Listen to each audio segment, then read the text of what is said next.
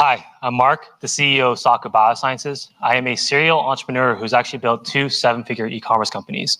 I realized over a decade ago that I didn't want to make money just for the hell of making money, wanted to have more impact on the world. So what I did was I took a lot of that money, reinvested into getting a couple of science degrees at UCLA. Over the last 8 years, I've been building a technology in the car lab at UCLA as a scientist. And I'm glad to be out of the lab, glad to be building companies again. But one of the things I did learn while being a scientist is that biotechnology is the next major tech revolution. This includes things like biopharma products such as gene therapies and cell therapies, as well as climate tech products such as sustainable biofuels and bioplastics. The only hurdle right now in that revolution is cost. This is because we have situations where we have lab-grown meat burgers that cost $100 per pound that can't compete with livestock versions of these products. We also have these gene therapies that can actually save many lives that cost $2 million per dose. If we dig into where these costs come from, they essentially come from low manufacturing output. The way that these products are made is that you have these cells, such as bacteria or yeast, that are grown in these large tanks to manufacture these products. And the problem right now is that these cells don't produce enough output. And so what ends up happening is that you need a large amount of input to produce a very little amount of product, driving the cost to make those products dramatically. And so the problem is that until we can solve this cost and output hurdle, the biotech revolution falls short. And so all these life-saving medicines and world-changing products won't actually come to fruition. And so what I built over the last 8 years is the picoshell technology, which will be the breakthrough in the biotech industry. What picoshells are microscopic particles that act as tiny test tubes. Here's an image of what they look like. And so on the left is a tube of about 10 million of these particles in solution. On the right is a microscopic image of what they look like.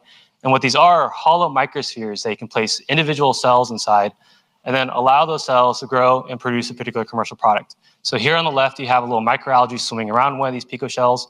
On the right, you have some yeast that are growing and producing a commercial product.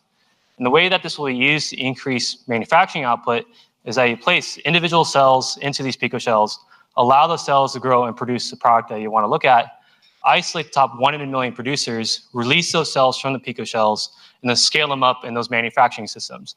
And if each of those cells is producing more product, then the overall output of those manufacturing systems is going to go up dramatically, reducing the cost to get your end product to market. So if we compare ourselves to the rest of the industry, we can look through cells 100 times faster than everyone else. Here's a visual representation of what that looks like and how we compare to a couple of publicly traded companies. And so what picoshells will do is finally bring biotech to scale across many different industries, including medicines, industrial materials, and agricultural products. And so our business model is actually not to sell the picoshell technology, it's to make cell lines that are licensed out as products. And so what we use the picoshell technology to do is make a portfolio of cells, plant cells, insect cells, animal cells, bacteria, monkey cells that are licensed out to biotech companies, slashing the costs to get their products to market, making many more biotech companies profitable, and unlocking massive economic opportunity. Here's an example of what a cell pricing model looks like currently within the space. Most of the revenue that we'll generate will be from royalties on the end product. Most biological products make about $200 million plus annually.